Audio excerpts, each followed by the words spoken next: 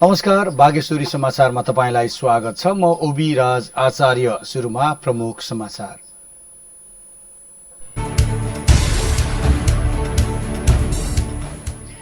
Corona virus रोकथाम तथा नियन्त्रणका लागि सरकारले गरेको लकडाउन अझै पनि जारी।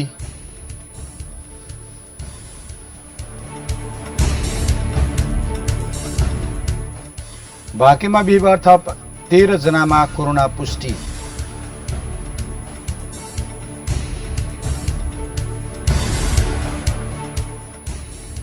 नेपालमा बिहिबार थप 250 जनामा कोरोना पुष्टि। कुल संक्रमित संख्या 4614 पुग्यो।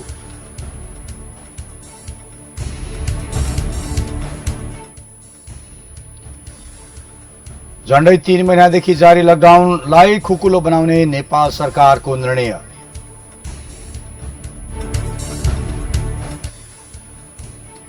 र ललित स्मृति अन्डर 18 फुटबल प्रतियोगिता राष्ट्रिय स्तरमा गरिने।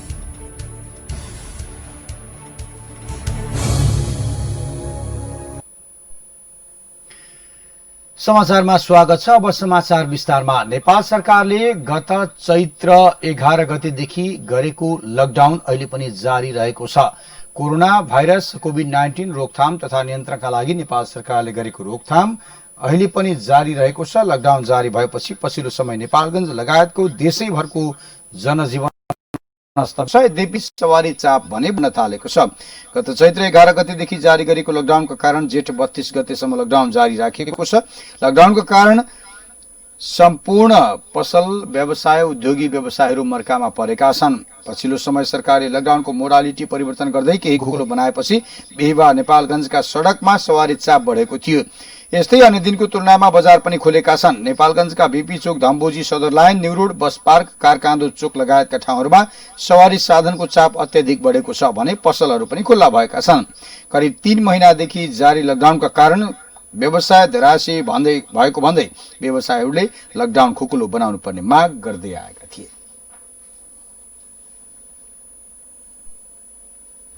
बाँकेमा बिहिबार थप 13 जनामा कोरोना संक्रमण पुष्टि भएको छ।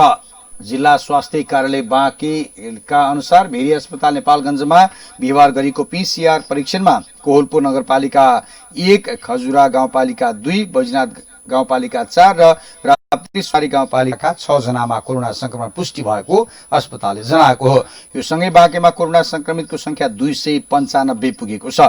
फेरि अस्पतालको प्रयोगशालामा गरिएको परीक्षणमा रोल्पाका 14 जनामा कोरोना देखिएको छ। स्वास्थ्य कार्यालयका बाँके कोभिड-19 का फोकल पर्सन नरेश श्रेष्ठका अनुसार बाँकेमा अब 295 पुगेको हो।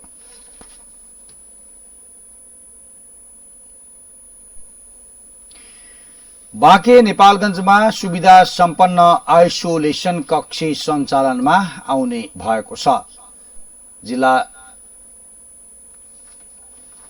स्वास्थ्य कार्यालय बाँकेका अनुसार नेपालगञ्ज उपमहानगरपालिका वडा नम्बर 10 आदर्श नगर स्थित नेपाल औद्योगिक विकास निगम एनआरडीसी को भवनमा सुविधायुक्त आइसोलेसन केन्द्र कोभिड-19 क्राइसिस म्यानेजमेन्ट सेन्टरको मातहतमा रहने गरी प्रदेश नम्बर 5 मै पहिलोपल्ट यस्तो खालको आइसोलेसन सञ्चालनमा आउन लागेको बताइएको छ।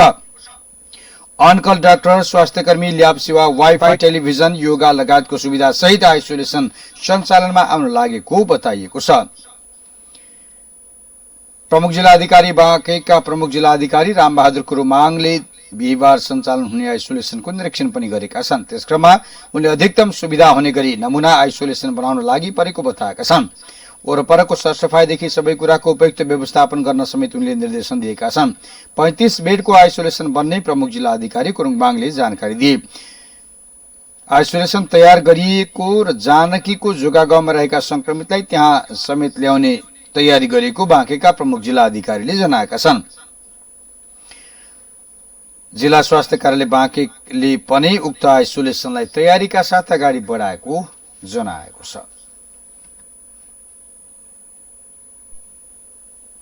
लकडाउनको अवसरमा जिल्ला प्रहरी कार्यालय बाँकेले बरामद गरेको लागू औषध बरामद गरी नष्ट गरिएको जिल्ला प्रहरी कार्यालय बाँकेले जनाएको छ। जिल्ला प्रहरी कार्यालय बाँकेको सूचनाका आधारमा यो अवधिमा प्रहरीले 254 बोतल कोरेक्स 1 किलो चरेस बरामद गरेको थियो।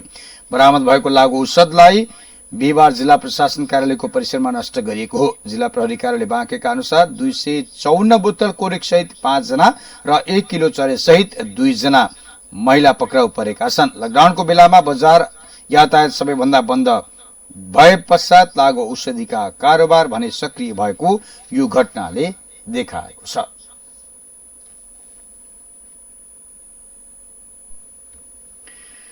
बिहिबार नेपालमा थप 250 जना कोरोनाका संक्रमित भेटिए लगायतका राष्ट्रिय प्रसंगका अन्य खबर हामीसँग बाँकी रहेका छन्। बागेश्वरी समाचारमा पालो भएको छ छोटो व्यापारिक विश्रामको।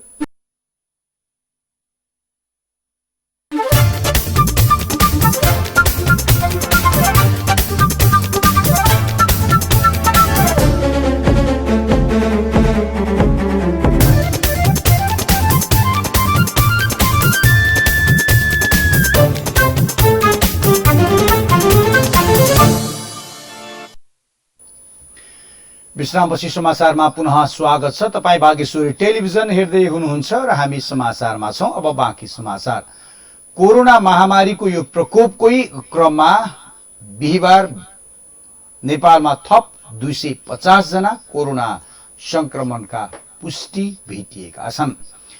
देशैभर गरिएको प्रयोगशालाका क्रममा 250 जनामा कोरोना संक्रमण पुष्टि भएको स्वास्थ्य तथा जनसंख्या मन्त्रालयका प्रवक्ता डाक्टर जागेश्वर गौतमले बताएका छन्। यो सँगै नेपालमा कोरोना संक्रमितको संख्या 4614 पुगेको छ। हालसम्म नेपालका 72 जिल्लामा कोरोना संक्रमण फैलिएको छ। मन्त्रालयका प्रवक्ता डाक्टर गौतमका अनुसार विगत 24 घण्टामा 187 जना डिस्चार्ज भएका छन्। डिस्चार्ज हुनेको संख्या हालसम्म 861 पुगेको छ। यस्तै अहिलेसम्म पीसीआर विधिबाट 1,15,930 र आरडीटी विधिबाट 1,75,141 जनामा परीक्षण गरिएको प्रवक्ता डाक्टर गौतमले बताएका छन्। आजसम्मको आरटीपीसीआर 1,15,930 र आरडीटी 1,78,143 र आजको आरटीपीसीआर 5,194 र आरडीटी 5,263 छ। नयाँ संक्रमित 250 जना हुनुहुन्छ। त्यसमध्ये 230 जना पुरुष र 20 जना महिला हुनुहुन्छ। प्रादेशिक जनस्वास्थ्य प्रयोग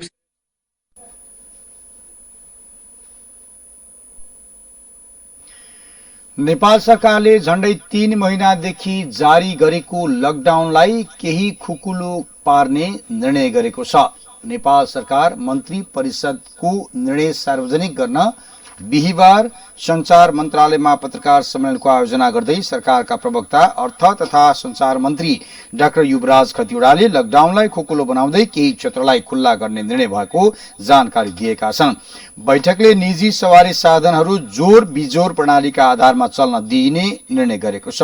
बैठकले उद्योग व्यवसाय पसल डिपार्टमेन्ट स्टोरहरू खुल्ला गर्ने निर्णय गरेको छ। मन्त्री खतिवड़ाका अनुसार स्वास्थ्यसँग सम्बन्धित क्षेत्र, सबै प्रकारका कृषि र पशु पंक्षी व्यवसाय, उत्पादनदेखि बिक्री वितरणसम्मको श्रृंखला खुल्ला गरिएको छ। यसअघि अनावश्यक कामका लागि बाहेक पैदल यात्रामा रोक लगाइएको सरकारले पैदल यात्रा खुल्ला गरेको छ भने मोटरसाइकल र साइकल चलाउन दिने निर्णय गरेको प्रवक्ता डाक्टर खतिवड़ाले जानकारी दिएका छन्। यस्तै कोरोना संक्रमण बढ्दै गएको भन्दै तत्काल सार्वजनिक सवारी सञ्चालन भने नगर्ने निर्णय भएको छ। डाक्टर खतिवड़ाका अनुसार निजी र सरकारी कार्यालय 2 शिफ्टमा सञ्चालन गर्ने निर्णय भएको छ। भौतिक दूरीलाई व्यवस्थापन गर्नका लागि भीडभाड कम गर्न सरकारले यो निर्णय गरेको हो। तत्कालका लागि बिहान 8 बजेदेखि दिउँसो 1 बजेसम्म र दिउँसो 1 देखि 6 बजेसम्म अर्को शिफ्टमा कार्यालय सञ्चालन गर्ने समेत निर्णय सरकारले गरेको छ। सवारी साधन सञ्चालन र कार्यालय सञ्चालन गर्ने निर्णय असार 1 गतेदेखि र अन्य निर्णय बिहिबारदेखि 21 दिनसम्म कायम हुनेछ। यस्तै यस वर्ष एसईई परीक्षा नलिने निर्णय गर्दै विद्यालयको आन्तरिक मूल्याङ्कनलाई नै मान्यता दिई प्रमाणपत्र दिइने डाक्टर खतिवड़ाले बताएका छन्। र त्यो सुरक्षाका स्वास्थ्य सुरक्षाका मापदण्ड र चाहिँ अरू कुराहरू सामाजिक दूरी कायम गर्ने कुराहरू पालना गरेर गर्न सकिने कुराहरू मैले यहाँ उल्लेख गर्न गइरहेको छु र देहायका सेवा तथा कार्यहरू सञ्चालन गर्ने, त्यसमा स्वास्थ्यसँग सम्बन्धित सबै सेवा जसमा निजी क्लिनिकहरू समेत पर्छन्, त्यसै गरी सबै प्रकारका कृषि र पशुपक्षी व्यवसाय उत्पादनदेखि बिक्री वितरणसम्मको सबै श्रृङ्खला खुला गरिएको छ। उद्योग, व्यापार, व्यवसाय, पसल र डिपार्टमेन्ट स्टोरहरू खुला गरिएका छन्। उनले अन्तर्राष्ट्रिय र आन्तरिक उडान, सीमा नाका, आओ जाओत, सिनेमा हल, सार्वजनिक पुस्तकालय, धार्मिक स्थलमा भेला हुन निषेध गरिएको बताएका छन्। मन्त्री परिषदले नेपाल भारत सीमा सम्बन्धमा प्रमाण संकलनका लागि 9 सदस्यीय विज्ञ समूह समेत गठन गरेको जनाएको छ।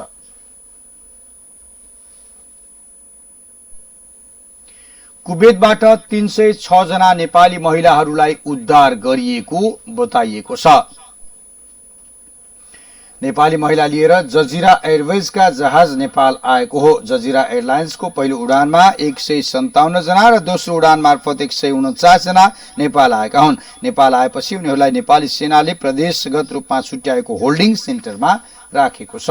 होल्डिङ सेन्टर भने सम्बन्धित स्थानीय निकायले व्यवस्था गरेको क्वारेन्टाइन सेन्टरमा नै लैगिनेछ। बिहिबार नेपाल आउनेमा गैरकानूनी हैसियतमा कुवेत बसेर आम माफी पाएका नेपाली महिला कामदार छन्। उनीहरूलाई गत अप्रिल 26 तारिकदेखि कुवेतले अस्थायी क्याम्प र डिपार्टमेन्टल स्टोरमा राखेको थियो। सबैजनाको विमानस्थलमै स्वास्थ्य परीक्षण गरिएको छ। नेपाल आएपछि उनीहरूले खुसी व्यक्त गरेका छन्। कोरोनाका कारण कुवेतमा रोजगारी गुम्दा निकै समस्या भएको र नेपालमा आउँछु जस्तो नलागेको उनीहरूले बताए। नेपाल आएकाले अब केही नेपालमै व्यवसाय गरेर बस्ने समेत बताएका छन्।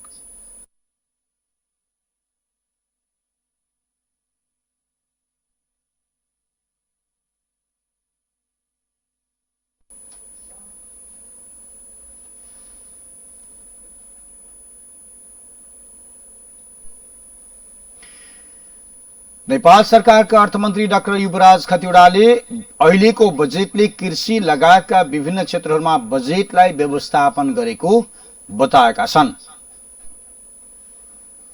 बिहिबार राष्ट्रिय सभामा विनियोजन विधेयकको सैद्धान्तिक छलफलका क्रममा संसदले उठाएको प्रश्नको जवाब दिँदै अर्थमन्त्री खतिवड़ाले पुनरुत्थान, कृषि, स्वास्थ्य लगायतका क्षेत्रमा बजेटले विशेष प्राथमिकता दिएको बताएका छन्।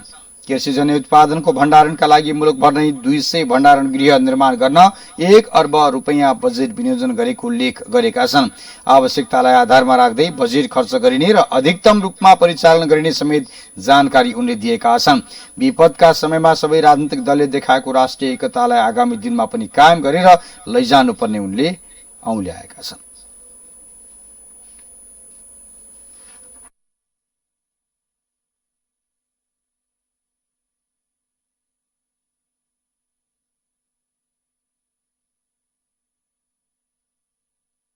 अहिलेसम्मको मेरो 20 वर्ष 2 दशकभन्दा लामो राजनीतिक जीवनमा कुनै व्यवसाय घरानाको लागि मैले काम गरेको छैन र गर्ने पनि छैन। मुलुकको आर्थिक हितको लागि काम गर्ने हो।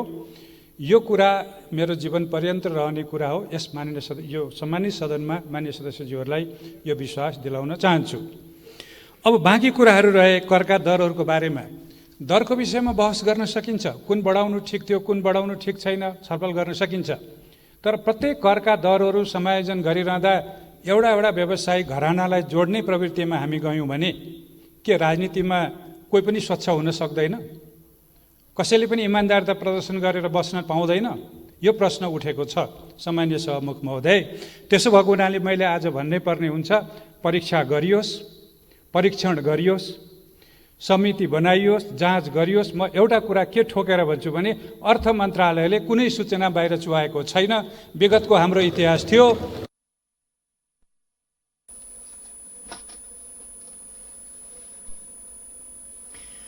रुकुम चौजारीको घटना छानबिन गर्न बनेको संसदीय समितिको टोलीले छानबिन प्रक्रियालाई सुरु गरेको र अध्ययन सुरु गरेको जनाएको छ। समितिले बिहिबार रुकुम चौजारी घटनाको छानबिनको प्रक्रियाका बारेमा सभामुख अग्नि सापकोटासँग छलफल गरेको हो।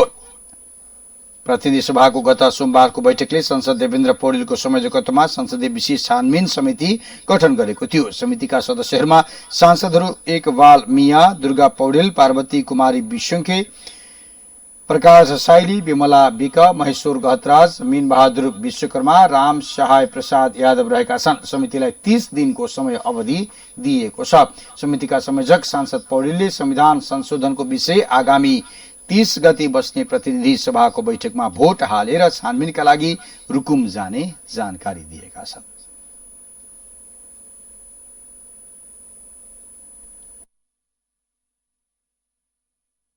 जाति विभेद नै हो, त्योभन्दा अरू कुनै अरू कारण छैन।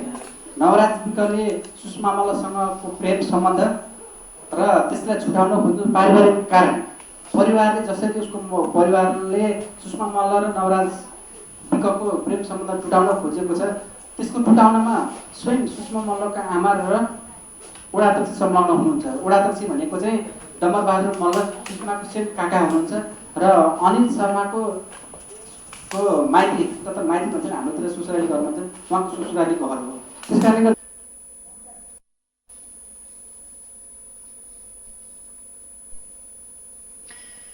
हामी समाचारको अन्तमा छौं। अन्तमा खेल समाचार। अखिल नेपाल फुटबल संघ एन्फाले अब फुटबल खेल ललित कृष्ण श्रेष्ठको स्मृतिमा गर्दै आएको अन्डर 18 युवा फुटबल प्रतियोगितालाई राष्ट्रिय स्तरमा आयोजना गरिने जनाएको छ।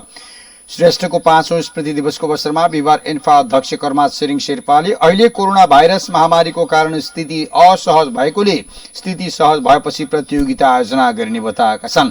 यस्तै एन्फा कम्प्लेक्समा रहेको स्वर्गीय श्रेष्ठको अर्धकतका प्रतिमालाई आगामी वर्ष स्मृति दिवसको अवसरमा ढलोटको प्रतिमा बनाई स्थापना गर्ने समेत योजना रहेको एन्फाले जनाएको छ।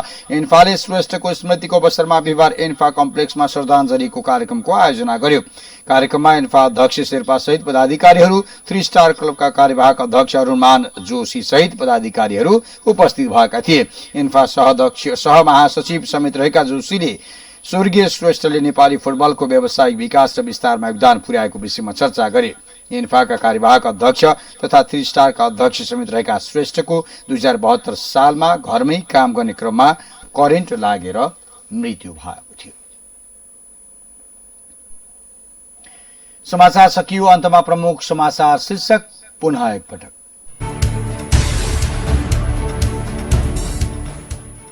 कोरोना भाइरस रोकथाम तथा नियन्त्रणका लागि सरकारले गरेको लकडाउन अझै पनि जारी।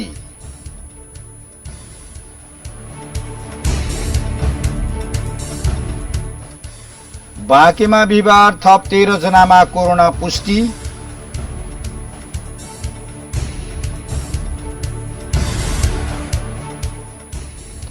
नेपालमा बिहिबार थप 250 जनामा कोरोना पुष्टि। कुल संक्रमितको संख्या 4614 पुग्यो।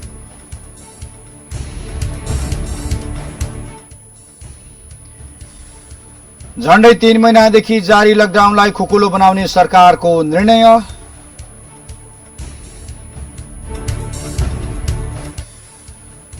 र ललित स्मृति अन्डर 18 फुटबल प्रतियोगिता राष्ट्रिय स्तरमै गरिने।